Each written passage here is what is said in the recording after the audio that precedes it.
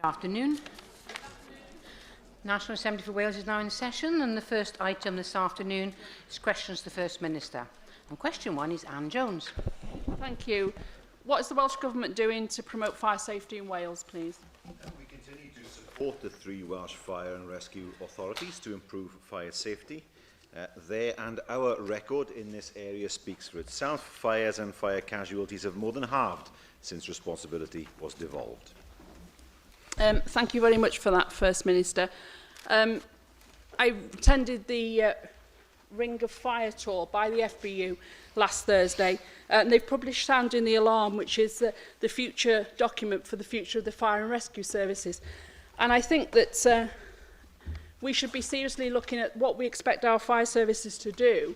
They're quite prepared to take budget cuts, but they still haven't got proper funding for the other instances of special service calls, such as flooding.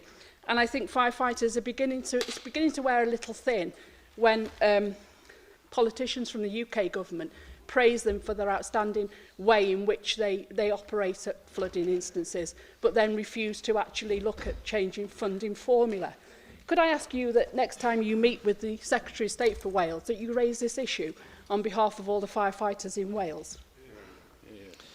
Yes, I'm aware of the Ring of Fire campaign. It was a response in the main, I believe, to the significant reduction in funding in England. I will certainly ask the Minister to take the matter up with ministers in Whitehall. This is a matter, of course, which will be of great concern to so many people. We have to, of course, accept that in Wales we have had a good record of reducing deaths from fires. And of course I commend the member herself for the sterling work she has done in ensuring that sprinklers are rolled out and even more lives saved. Mark Isherwood. Well, I'm sure you'd agree that policy should follow evidence. What robust evaluation of interventions that work to prevent a fire death and fire injury have been undertaken, where it's now almost 5 years since the Firebreak Wales charity called for such a robust evaluation, stating that those most at risk were due to circumstances, conditions, behaviours and lifestyle choices. And I understand the Welsh Government did announce some work earlier this year at last with the Fire and Rescue Services, but where are we up to? When will we be finding out what it's concluded and what involvement the Firebreak and the other third sector bodies played in this? Well, we've seen a 53% reduction in the incidence of fire, a 35% reduction in fire-related casualties since responsibility was devolved in 2005. Over 90% of households across Wales have a working smoke alarm. And since 2004, the three fire and rescue services have undertaken over 500,000 home fire safety checks. The member asked what evidence there is of promoting fire safety. I offer him that evidence. Claire Griffith. Diolch Llywydd. Thank you, Presiding Officer. We all welcome the statistics that you've quoted as being very positive. Can I ask you what assessment the government has made of the impact of any cuts in the fire service on the ability of the health service to deliver its responsibilities? Well, that's something for the authorities themselves to carry out such an assessment, and we would urge them to ensure that robust and safe services are available in their areas. Question two, Peter Black. Thank you, Presiding Officer. Will the First Minister make a statement on improvements to the M4? Yes, we are carrying out a number of improvements to increase capacity and to tackle pinch points on the M4. Thank you for that answer, First Minister. You'll be aware, of course, of the controversy around the closure of Junction 41 at peak times in Port Talbot and the impact that is having on the communities in that particular area. Can I ask, I understand, of course, that the Welsh Government has given money to the local council to put some improvements in place and are monitoring that, but can I ask that you carry out a wider assessment at a very early stage of the impact on communities like Baglan and other communities in that area of the extra traffic which is being generated as a result of that closure, to see whether any further work could be funded to try to alleviate the suffering which many residents are having to put up with? I can assure the member that we're still gathering evidence on the effect on the local transport network and the effect on local trade. Too early yet to draw any strong conclusions. There are early indications that capacity and journey times have both improved by around 10% on the motorway. You have to understand, of course, that that particular junction is well below the standard of what we would expect to see these days. It was originally A48. At one time, and there are structural issues there that are difficult to resolve, but I can assure the member that we are looking very carefully at all the evidence to make a full assessment when the time is right. David Rees. Well, First Minister, thank you for that information, because clearly We all agree improvements need to be made to tackle the congestion, which has an impact upon the economy and has an impact upon anyone driving on those sections. And I'm one of those people, in a sense, that suffers as a consequence. But the solutions are important. Would you agree with me that if we are looking for solutions, it must not be to the detriment of other routes, and therefore we don't create a problem by solving a problem, and that we need to make sure that roads and routes around the towns which are having the congestion on the M4 need to be reassured that they will actually be able to travel congestion-free as much as possible. Yes, and I know the member has made many representations on behalf of his constituents about this issue. And there are some challenges that need to be resolved here, particularly access to the shopping centre and local traffic in the area, and of course the use of that particular slip road. That has to be balanced, of course, against the need to ensure that there is better traffic flow on what is an exceptionally difficult and narrow section of motorway that has been inherited over many, many years. And what is intended, of course, that the evidence that is being gathered now will inform any future decision. Andrew Archie-Davies. Thank you, Presiding Officer. First Minister, I asked you last week about the environmental impact assessment that came out in the budget announcements last week, and you directed me to wait for the statement on the Tuesday afternoon from the Finance Minister. No answers were given as to when this impact assessment was going to be undertaken for the government's preferred route around Newport. Are you in a position today to say whether that environmental impact assessment will be undertaken between now and the Assembly election 2016, or is it work that will be undertaken after 2016? No, the intention is that that environmental impact assessment will take place before the Assembly elections. That would have to take place, of course, before any construction could begin, and the member will be aware that there will be no construction that will begin before 2016. Rhys Iorwerth. Diolch, dan ni'n... Thank you. We note the agreement on the budget which said that there would be no construction work starting on the M4 in the Newport area until after the next Assembly election, although the Transport Minister had made it clear in July that there would be no work commencing in any case until that time. But given that delay in construction, if that is the word, then can the First Minister give us an assurance that he will give regular updates on the expenditure of the development of the Black Roads, including the cost of fighting the judicial review and the environmental assessment work? Well, the costs will be open as per usual, but what I can't say, of course, is that whilst there is a discussion of contracts, it would not be appropriate to give any indication of the cost because of the discussions that would be ongoing. However, once that's completed, then the members will know what the costs of the project will be. Yes, First Minister, in terms of the M4 around Newport, would you agree that early access to borrowing powers should be available for whatever the Welsh Government concludes is the best solution to those problems and not restricted to an M4 relief road only? Yes, I do agree with the member on that. I think greater flexibility would have been far better in terms of borrowing. We know that early access to borrowing is there solely for the improvement of the M4 and solely for the area, of course, that touches in his constituency. But I think we have moved on from the Scottish referendum, and further consideration will need to be given to loosening the restrictions on what projects can be financed through borrowing. We now move to leaders from the party, questions to party leaders. First this afternoon, Leader of the Opposition, Andrew Archie-Davies. Thank you very much, Presiding Officer. First Minister, 2 weeks ago, I questioned you on the BMA report that was laid before members the week before that. The BMA then looked at your responses to First Minister's questions and issued a letter to Assembly members signed by 9 senior members, all chairmen and chairwomen of the various committees that make up the governance of the British Medical Association. They stand by the report, and they also make some very damning criticism of the actions of your government in that letter. You base your evidence back to the contrary on your 6 college friends, or the ones that you lodged with in Cardiff here when you first moved to Cardiff, I think was the term that you used. Who's right? Are the BMA right at the current state of the NHS in Wales requires an independent inquiry, or are your 6 college muckers right? Oh dear, oh dear. I went to Aberystwyth, not Cardiff, for a start. He knows that better than anybody. And Secondly, if he reads the transcript very, very carefully, he will find that that's not what I said. But let's return to the serious issue here, shall we? And that is the BMA are in a position that we do not agree with them when they say that the NHS is in a position of imminent meltdown. although we are more than happy, of course, to talk to them, and I know that an invitation has been issued by the Health Minister with that in mind.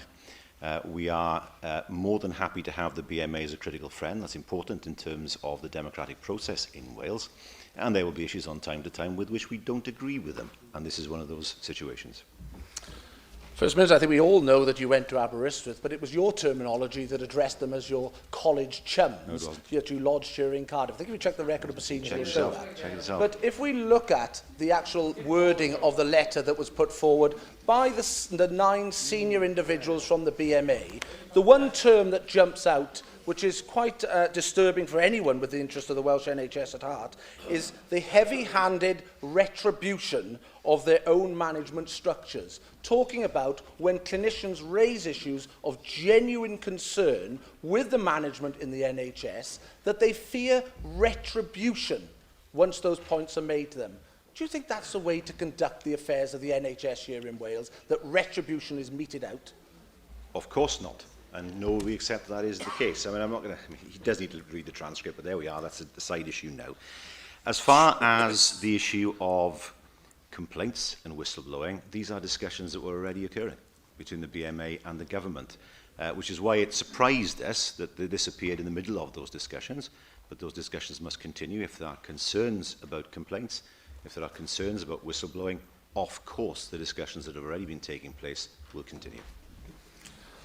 I think from your more measured answers today that there does seem to be an acknowledgement that the points raised by the BMA are worthy of further consideration and dialogue, and ultimately the call that they have made for an independent inquiry here in Wales to the issues and challenges that the Welsh NHS faces. Do you accept the point that they are making, and in particular the 9 signatories from the Consultants Committee of the BMA right down to the Junior Doctors and Students Committee of the BMA make, that what we need here in Wales to address these issues, whether it's in North Wales, Mid Wales or South Wales, is a country-wide independent inquiry into what's going on within the Welsh NHS?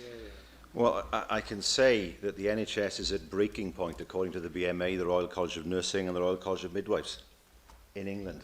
That was a letter that was written on the 6th of October by his own party. So I think we have to accept here that the BMA, along with the other organisations, have a point to make. That point will not necessarily be agreed by government. I'm sure that the UK government doesn't agree with the letter that was sent on the 6th of October to them, an open letter by the BMA and others. I do not accept that an investigation is needed in Wales when, apparently, according to him, it's not needed in England, despite the fact he says the situation, they say the situation is exactly the same. Secondly, I do not believe that it is in the interest of Welsh patients that money should be diverted from patient care into some kind of investigation. I know that the phrase was used, imminent meltdown, I saw it. Well, 3 weeks on, the NHS isn't in imminent meltdown. It won't be next month, or the month after that, or the month after that. Nevertheless, it's important, of course, to continue to discuss these things with the BMA, and the only appeal I would make is our door is always open. The BMA has always made its point publicly when it's felt it's needed to in the past. We have listened, we have not always agreed. That will, I'm sure, be the case in the future. But above all, it's important that discussions continue so that the points that, that are made and are strongly felt clearly by the BMA can be dealt with by government. The Health Minister and myself, of course, stand ready to continue discussions with them. We now move to Leader of Plaid Cymru, Leanne Wood. Diolch, Llywydd. It's clear that there are specific and legitimate concerns that have been raised by BMA Cymru that need to be addressed by government. Would the First Minister accept that there's a culture problem among managers in the health service in terms of respecting the role of whistleblowers who seek to speak out in order to improve services? There's no evidence of that, but as the ongoing discussions will no doubt seek to resolve, that is something we want to explore with the BMA and others. Bear in mind, of course, with the complaints process, there has been a recent independent investigation published in July of this year, looking at that process and how it could be improved. I welcome the fact that the First Minister at least recognises that more needs to be done on this question. As his government seeks to rebuild bridges and address the concerns that have been raised, will he give assurances today that he'll fully consider the proposals from the BMA for a comprehensive Raising Concerns Charter for the Welsh NHS? Well, these are issues that can be discussed, of course, as part of the discussions. The only thing that we could not accept, of course, is the need for an independent investigation, and, of course, any suggestion that the NHS is at the point of imminent meltdown. There is an irony in saying that the NHS in Wales is at the point of imminent meltdown, and then saying, but there may be problems in recruiting in the future. Well, the two things are not unconnected. But these things have been said. Let's make sure that in the future that we get to the place that both the BMA and ourselves want to be, and that is, of course, an ever-strengthening Welsh Health Service. It's vital, First Minister, that you now demonstrate your willingness to consider fully proposals from medical professions. Having had time now to fully reflect on the letter that was sent out to all Assembly members from BMA Cymru and the debate that has followed, do you now regret in any way the way that you've handled relations with the medical profession in Wales? No, I think a comment was made that was not wise. It's a comment we disagreed with. We made that clear. We do not agree with the suggestion there should be an independent investigation. We note that other organisations are not calling for it. That is a disagreement. You can't agree with people all the time, simply because of who they are. But that has been the case in the past week. The point is now, I think ourselves, and I think that's true for the BMA as well, want to make sure we move forward now. And that means, of course, ensuring that we get to a point in the NHS where we see it strengthening ever more. Discussions have always been taking place between ourselves and the BMA, particularly with regard to complaints and whistleblowing, and we will always, of course, listen carefully and seriously to any complaints in that regard that they may have. And finally, Leader of the Welsh Liberal Democrats, Kirsty Williams. Thank you, Presiding Officer. First Minister, in March 2012, when I asked you to put on record your commitment to the target of getting Wales into the top 20 PISA nations by 2015, you said, yes, that is our target in 2015 and we expect to fulfil it. You said exactly the same last year when I asked you to commit yourself to that target. Could you now outline what has gone so spectacularly wrong with your education policy that you've abandoned it? I don't think it has gone spectacularly wrong, and of course I know the Education Minister will be making a statement on this in due course later this afternoon. The question is, First Minister, when did you change your mind? You have repeatedly committed yourself and your government in this chamber to that target. And from what I can see from your Education Minister's papers, there is now no target for 2015 Welsh PISA results. Could you outline this afternoon what exactly can parents expect from Wales's PISA results next year? There are many things they can expect. First of all, we've been working hard with the schools involved to make sure that they take the exam seriously. That's an important thing.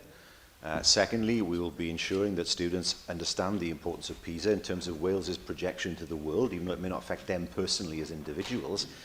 And, of course, Schools Challenge Cymru has been a very good scheme in terms of raising the standard in many of the schools where that standard needed to be raised.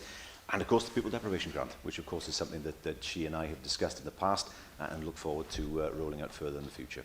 Presiding Officer, if we ever needed an example of the absolute poverty of ambition from this government, and it came last week. One of your most staunchly defended targets in this chamber you have ditched, although perhaps we shouldn't be surprised given that your own government advisor described it as plain stupid. And the response from your minister, a new ambitious target to put us in the same place in 2021 where Scotland was last year. That's hardly striving for ambition, First Minister. When can the people, children and parents of Wales expect to see a government that is aiming for excellence instead of settling for mediocrity? I must say, and with due respect to the Leader of the Liberal Democrats, it's very difficult for her to lecture us in terms of targets and changes when one of the first things her party did in London was to abandon a core commitment with regard to tuition fees. So the ground is slightly shaky. I say it with respect, slightly shaky in that regard. Can I say that the parents of Wales are already seeing improvements? We saw the improvements in GCSE results from the summer. We expect those improvements to continue. We've seen the great strides that are being made in schools as a result of Schools Challenge Cymru, and we will be working very closely with schools and with students to make sure that they understand that PISA is important. That's a fundamental message. It isn't something it's a sideline. It's important in terms of the way that Wales projects itself in the world, despite the fact that for students themselves, of course, it doesn't affect their overall grades. That's an important message, and one we will continue to push over the next few months and years. We now move back to questions on the paper, and question 3 is Jenny Rathbone. Diolch, Llywyd. First Minister, could you tell us what progress is being made to develop the metro for South East Wales? Yes, we recently published an update report setting out progress to date on the Metro, including actions for the next phase of delivery, and the Minister plans to update members shortly with regard to further progress. What chance do you give that work on the Metro can start before 2016 and that at least part of it will be completed by 2020? You'll be aware of the targets that will be set by the European Commission. Would that include the possibility of creating an urban development corporation in order to streamline the process? Well, there are a number of options that could be looked at with regard to how the Metro would be run. I can say that work is already underway on delivering improvements, such as the new station at Ebbw Vale Town. There will be feasibility work over the next 18 months on a number of emerging interventions. There are two issues here, of course, that are outside of our control. Firstly, there needs to be an agreement on electrification, and we hope that will happen soon. And secondly, rail is not fully devolved. And that, of course, means we're not able to put in place the timetable that we want, because unlike Scotland, rail infrastructure is still a matter for Whitehall. Graham? You know that yesterday Professor Brian Morgan of the Cardiff Capital Advisory Board called for creation of an urban development corporation to ensure the delivery of integrated transport system in South Wales. Would you think, Minister, that you would be thinking of something like the Manchester Mass Transit Authority as a model? And is this a way to really ensure delivery of an integrated transport system in South East Wales? I think there are a number of models, including the model that the member has indicated, that we are considering. What is important, of course, that the model delivers a holistic and integrated service. That much we understand. Now we're looking at how this has been done in other parts of the UK and indeed further afield in order to look at what the most effective provision might be. Elena Parrott? Diolch Llywydd. First Minister, connecting our most disconnected communities must surely be the most important aim for the Metro. And as you'll be aware, in the east of Cardiff, we have some of the biggest disconnected communities in Wales. It's 2 years this week since you gave a speech pledging to investigate the feasibility of opening a station in East Cardiff, perhaps in St Mellons. So when can we expect to see feasibility studies on that published? Well, of course, we have to ensure that the issue of electrification is resolved first, and as I say, we are hopeful, and the UK government said the same thing publicly, that that will be done soon to the satisfaction of all, and of course the feasibility studies will then be able to continue. But the member is quite right to say that the people of Eastern Cardiff can often see the South Wales main line but have no real access to it. We understand that, and we know that there are communities there who would wish to have their own rail service, and that is something certainly that we are proactive in looking at. Anthony? First Minister, one of the exciting parts about the Metro proposals is the opening of new lines, but also the reopening of dormant lines. Two of those in my constituency, obviously Lantrisson, where there are proposals for a new line, but we have still the Pontyclean to Tynant Bather line in operation. Is that something that will feature within the considerations of the Metro project? In principle, yes, but of course a case would have to be made for reopening the line. I'm aware of it, and the level crossing that exists, which would need to be upgraded, we know that, but and I remember the line when it was carrying coke from there down from, I think it was Cwm Colliery, and it hasn't been used since then. But the line is still there, and where rail lines are still in situ, then of course it's easier to give consideration to reopening them, but I do stress, of course, that a full business case would have to be made. Davis? First Minister, I was very pleased to see the update of the Metro, especially extension at Ebbw Vale into the town and, of course, the new station at Pye Corner.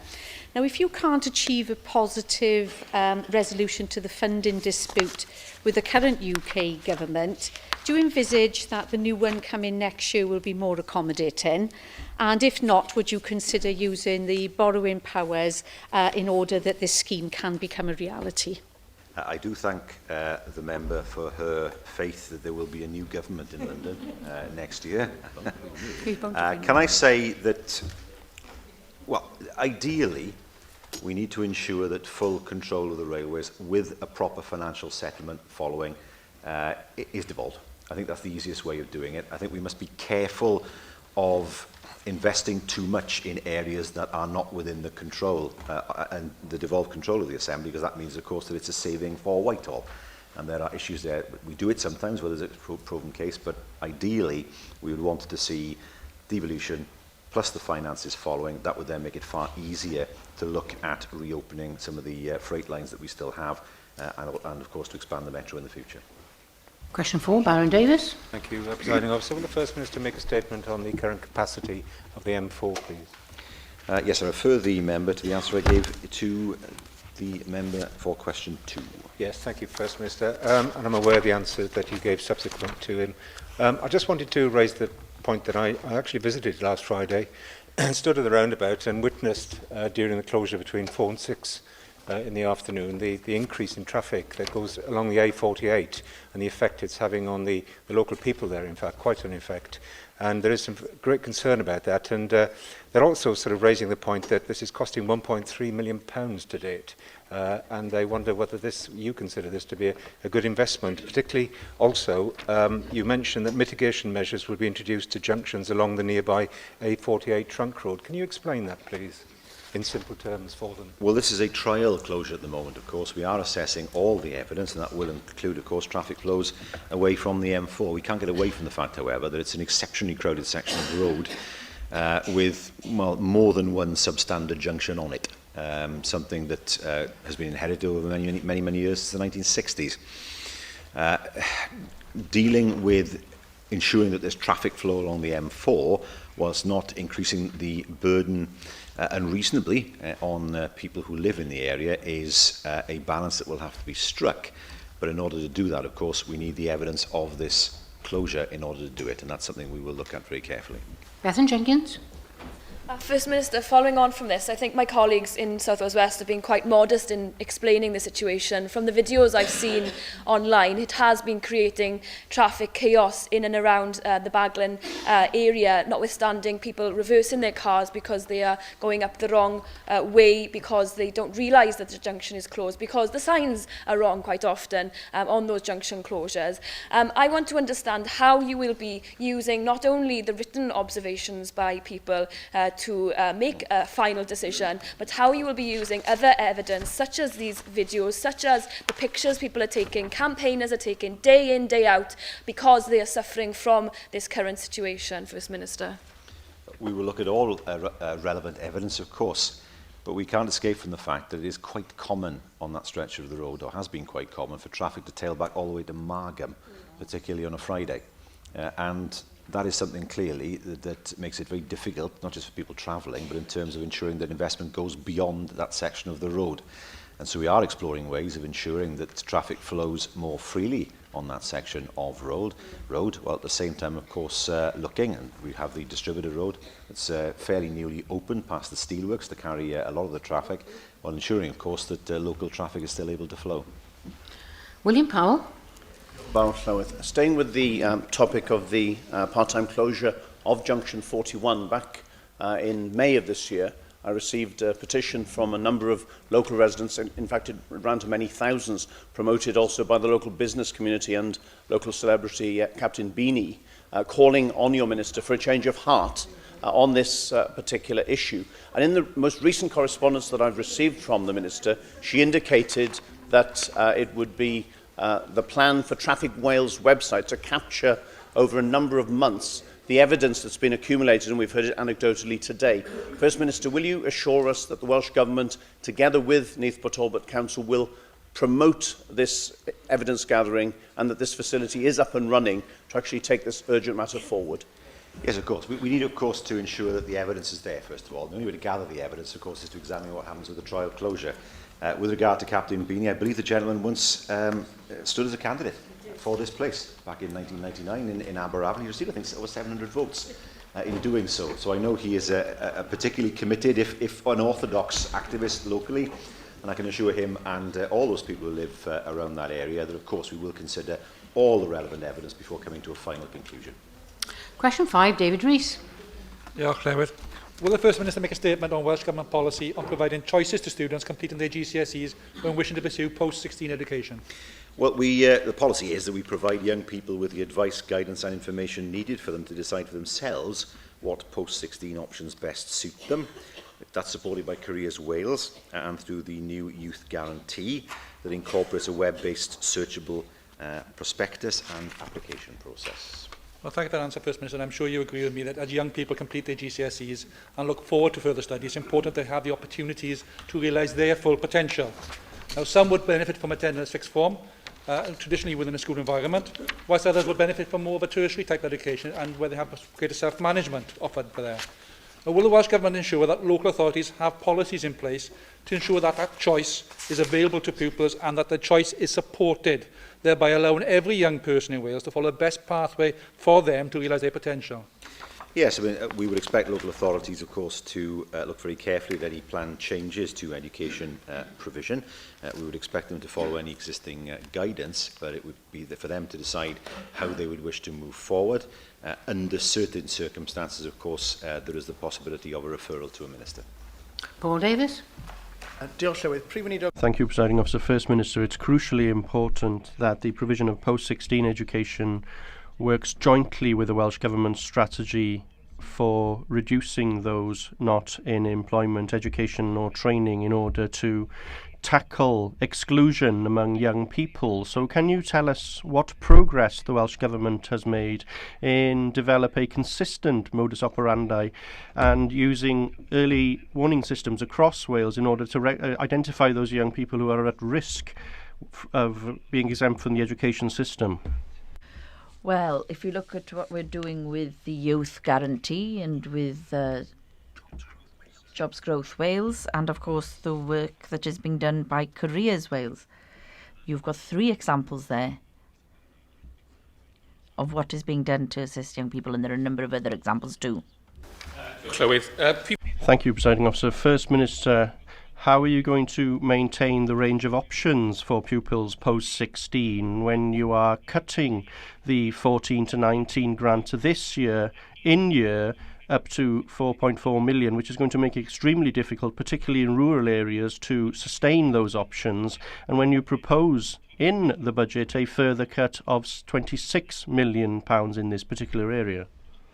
Well, the budget is going to be extremely difficult and painful. Cuts have had to be made. And, of course, I must remind the member that his party had an opportunity to be part of those negotiations and they refused to be part of those negotiations.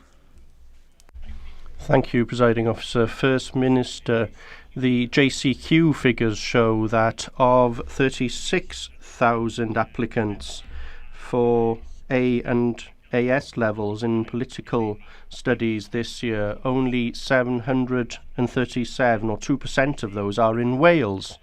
So from those figures, there's only 1 in every 211 students who actually study political studies as compared to 1 in every 46 in Northern Ireland. Now, we've seen during the Scottish referendum how important political engagement among our young people is. So what steps can the Welsh Government take to tackle this lack of understanding of politics and the fact that they don't study the subject in our schools? Well, it's not an easy question to answer. Political studies is something which is relatively new to the curriculum, relatively new, and so it's extremely important that it is studied and seen as a subject of importance. Northern Ireland is different when you bear in mind its history, but may I therefore ask the Minister to write to you on the point that you made on political studies, but on the broader point that you made as regards in what way can you ensure that young people feel part of the political system. I'll ask the Minister to reply to you on that as well, so hopefully you will receive a reply. Will the First Minister make a statement on how complaints to local health boards relating to inadequate or inappropriate care are handled? Yes, all complaints made to local health boards must be handled in accordance with the guidance set out in Putting Things Right.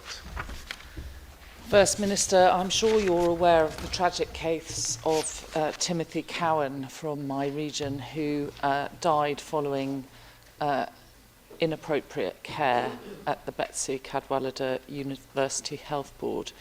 The inquest was delayed by many, many months because of delays in dealing with the complaint put in by his family. It's clear that complaints to local health boards have risen in recent years, with figures from between 2009-10 and 2012-13 seeing a rise of over 40% across Wales. I appreciate that work is being done with new complaints, but what is being done to address the backlog of complaints that there are in many health boards and to ensure that other families don't go through the kind of delays that Timothy Cowan's family suffered before the inquest was actually able to be opened? Well, we've got to make it clear that events such as that are unacceptable. That much has to be made absolutely clear. We are determined to ensuring that such a tragic loss of life is prevented in the future. How are we doing that? Well, the care bundle for people with a learning disability in a general hospital setting was launched in January of this year. It sets out the pathway to be followed when an adult with a learning disability accesses hospital care. Furthermore, a champion has been identified in each of the health boards to take the care bundle initiative forward in their area, and progress will be audited in January of 2015. She mentioned older complaints, and what she suggested was a backlog of complaints. I'm not clear that there's evidence that there is a substantial backlog in all local health boards in Wales, but should there be one, we would of course expect that backlog to be cleared in a reasonable and appropriate time. First Minister, the complaints and whistleblowing process within the Welsh NHS are frequently issues of concern raised with me by constituents. Welsh Liberal Democrats have previously called for a dedicated whistleblowing hotline to help deal with these issues effectively and quickly. What steps is your government taking to improve the whistleblowing and complaints procedures for anybody that wants to raise concerns? These are matters that are currently under consideration. The member will be aware, of course, of the review from July of this year that looked at this issue. And, of course, this is something that has been, as I mentioned earlier, the subject of ongoing discussions between the government and the BMA. That doesn't cover the whole of the health service, of course, but it covers one aspect of the health service. But that builds on what has already been published in July of this year. Question 7, Alan Fred-Jones. Thank you. Will the First Minister make a statement on fair funding for Wales? Resolving the fair funding issue remains a key aim of the Welsh Government. Thank you very much. Well, fair funding means a change to the Barnett formula. The Prime Minister David Cameron has made no comment on the issue. Nick Clegg has said that he doesn't want to unstitch the formula, whatever that means. And the leader of your party, Ed Miliband, has said that he is willing to look at the issue. Now, for clarity for the people of Wales, can you refer to us to a note, a letter or an email where Ed Miliband has said that he will actually put right this deficit of 300 million that you have identified in the formula? If I recall, he stated in an interview on the media, public interview on the media, and as the member knows, I've said this a number of times in this chamber and out with this chamber, that what is important for us is that the funding that Wales deserves should come to Wales. As regards the method of it getting here is not quite as important. The important feature is that it should come here. Nick Ramsey. Officer. First Minister, do you share my concern that the Barnett floor, which is being proposed by different people at different times as a solution to the Barnett formula, is fine in protecting the Welsh budget at a time when the economy is growing, but is not so good when the economic growth is shrinking? That much is true. It's a start, but certainly is far from resolved. It goes far. Does not go far enough in terms of resolving the issue of fair funding. I hear what the member says, and I look forward to him and his party, of course, committing to ensuring that Wales gets the funding that it deserves. Question 8, Susie Davis. Diolch Llywydd. First, would you provide an update on the Welsh Government's plans to support those who need transport to their place of post-16 education or training?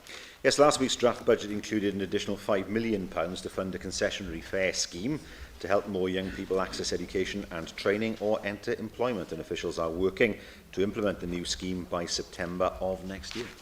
Well, thank you, First Minister. Of course, we welcome your announcement last week, but will the scheme be extended to allow learners free travel to Welsh language or faith school sixth forms?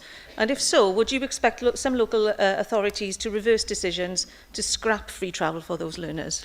The learner travel measure, of course, contains the law with regard to this and makes it clear what local authorities have to do in law and what they are required to do in terms of encouraging, for example, students to enter Welsh medium education.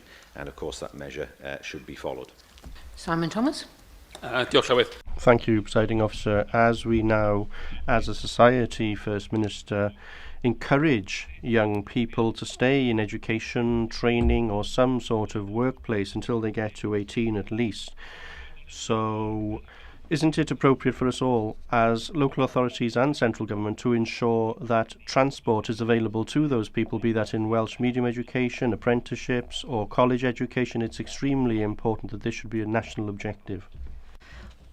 Well, that is why, of course, we have the new scheme as per the budget, which is going to assist in this. As regards Welsh medium education, local authorities must, of course, consider the duty placed upon them to promote education through the medium of Welsh, and we must ensure that they understand that when they consider any issue regarding school transport.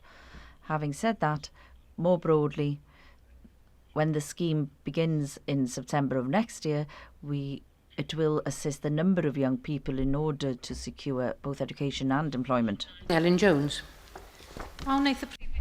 Will the First Minister make a statement on the financial position of the Health Service? Well, the Health Service in Wales, of course, as every other public sector body, operates in a challenging economic climate. But of course, we know about the additional funding that has been given to them. First Minister Ed Miliband recently pledged an increase of 25 million for the funding of the NHS in England. That's partially to be funded by a tax on tobacco companies. You will recall that you had been critical of the Plaid Cymru proposal to fund an increase in the number of doctors and NHS funding through a tax on sugary drinks. Are you now in a position to agree with Ed Miliband and Plaid Cymru that there is room for Pigovian taxes on sugary drinks or alcohol or tobacco in order to ensure increased spending on the NHS? No, I don't think that there's a link there. It's one thing to say that you want to tax alcohol, tobacco and use that funding. It's quite another thing to say that you want to place a tax on something and use the tax to do something which is direct. So it's all the same to me. If you want to levy a tax...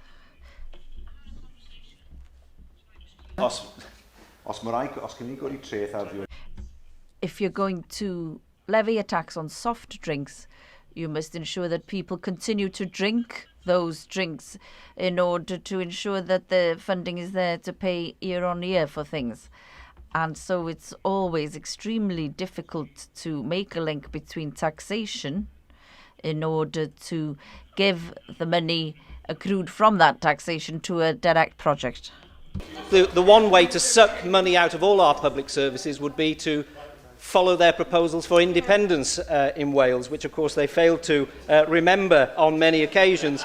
Can I just ask you, First Minister, the National Health Service benefited from some additional resource to extend the provision for veterans in the Welsh NHS, an additional £100,000, which was very welcome investment indeed in the current financial year. There's been no indication as of yet as to whether that finance will be sustained in future years. I was wondering whether you can put on record today whether that additional resource will be added to the resources which are already available on an annual basis for the Veterans NHS Wales Service in order that it can reduce the very long waiting times in some parts of Wales. We will never let our veterans down. I've made that clear on many occasions. And veterans in Wales will not be in a position where they are in a more detrimental position than veterans elsewhere in the UK. That is a commitment that we make, and it's a commitment I'm sure that members of this chamber will share. Question 10, Lindsay Whittle. Diolch, Llywydd. What has been the outcome of the consultation announced in July on the decision to ban smoking in cars carrying children, please? Yes, the 6-week public consultation was launched on the 11th of September and it will close on the 24th of October. Well, First Minister, you'd be aware the medical profession is united in its bid to have smoking in cars carrying children banned as soon as possible. We really need this action to take place now, because as with the ban on smacking, which is possibly the longest debate in world politics, I don't want to be talking about this issue in 12 years' time, and we need action now, please. That is the plan. We wait and see. Jonathan We wait and Saunders. see. Officer. First Minister, I just wonder what consideration has been taken into account with the consultation as regards the ban and the enforcement fixed penalty notice of £50, when one realises that if you carry a mobile phone now, it's an illegal activity and it's up to £1,000, but yet we do see drivers using mobile phones. How can you build into any future legislation something that actually means that we can police this and that we actually do once and for all prevent people smoking whilst children are present in cars? Well, the £50 fine that is proposed is at the same level as the fine for smoking in a public vehicle. Now, of course, this is at a consultation at the moment, so this is not a final figure, of course. But that is the proposed level. We will, of course, look at any submissions that come in with regard to whether that level should be increased. Thank you, First Minister. We now move to item 2.